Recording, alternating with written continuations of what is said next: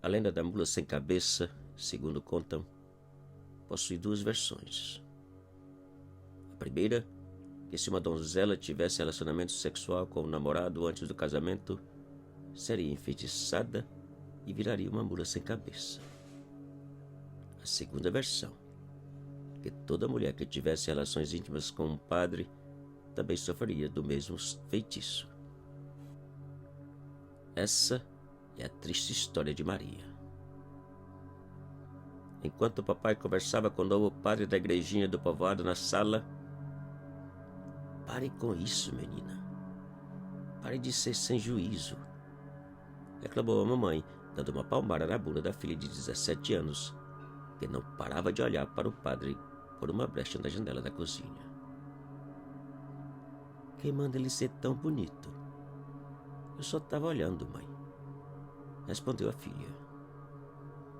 "Isso é pecado, menina. Até parece que nunca ouviu falar do feitiço da mula sem cabeça." "Mãe, não me diga que a senhora acredita que uma mulher pode virar uma mula com cabeça de fogo." "Acredito e já ouvi várias histórias. Além do mais, filha, ele é um padre e deve ser respeitado." Maria deu mais uma olhada rapidinho sem a mãe perceber e comentou: "Devia ser pecado um homem tão novo e tão bonito não poder casar." "Menina, menina, tu toma jeito." Maria era uma garota linda, morena, dos olhos verdes e cabelos longos que davam na cintura. Uma cópia da mãe, que aos 37 anos ainda causava olhares admirados e invejosos. Maria e seus pais viviam na enorme fazenda que possuíam. E uma vez por semana, aos domingos, visitavam o povoado para assistir à missa e fazer algumas compras. O padre, um rapaz jovem de 27 anos, havia chegado poucos meses atrás. E desde sua chegada foi acolhido com carinho por todos da região. Principalmente pela família de Maria, que fazia questão de suas visitas. O tempo passou e as visitas do jovem padre continuaram. A admiração de Maria também. Sempre que o padre chegava, Maria era a primeira a recebê-lo. E uma vez ou outra, ela o levava por todo o quintal, mostrando cada novidade, cada roseira ou fruteira que ali existia. Da distância, a mãe ficava de butuca, vigiando cada passo dos dois. Numa certa manhã, Maria amanheceu vomitando de tal maneira que não podia ver comida. Preocupados com a situação da filha, os pais a levaram de imediato ao médico do povoado. Para a felicidade de todos, principalmente da mãe, que não parava de pensar no padre e no pior, não era nada grave.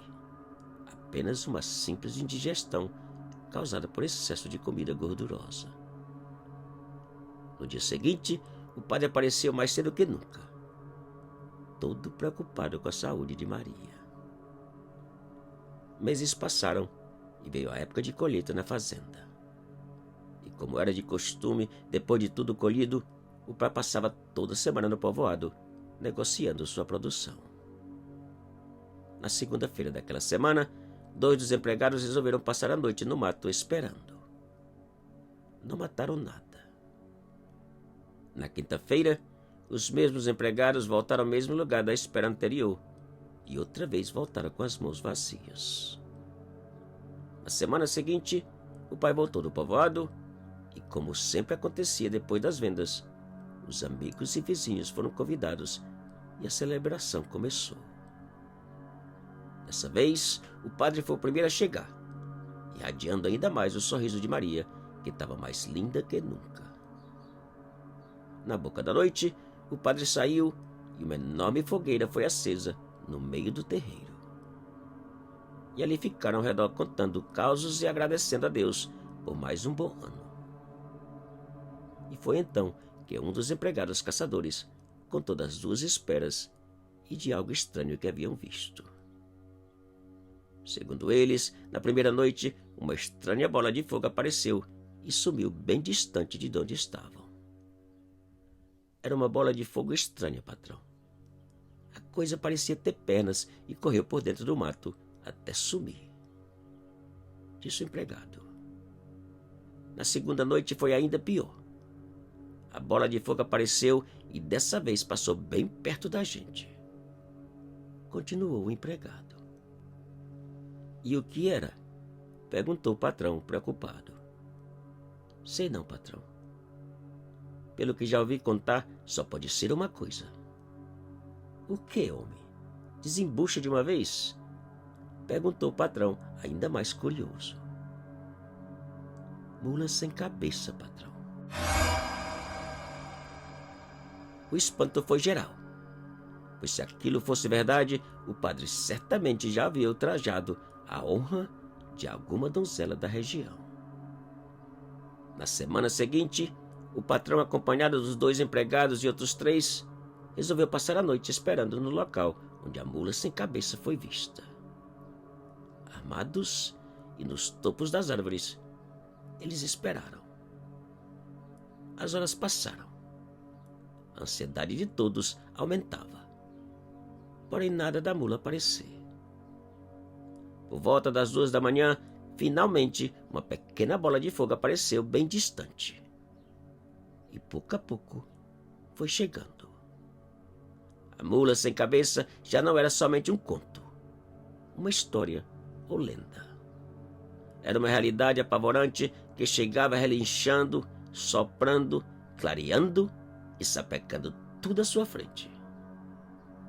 As armas engatilhadas e apontadas esperavam pelo momento certo. O coração do patrão apertava cada vez mais. O medo de descobrir a identidade da enfeitiçada atormentava. Segundos depois, a mula sem cabeça chegou e o tiroteio começou de um lado e outro num vendaval de balas. Mas a mula sem cabeça não caiu, nem sequer parou. Seguiu seu trote barulhento e assustador até sumir mato adentro. Minutos depois, o patrão desceu, reuniu os empregados e saíram em direção à casa assustados e pensativos. Quem podia ser a infeliz donzela? Ao chegar na residência, o pai foi direto ao quarto de Maria. Ela dormia tranquilamente. Ele agradeceu a Deus e foi ao seu quarto.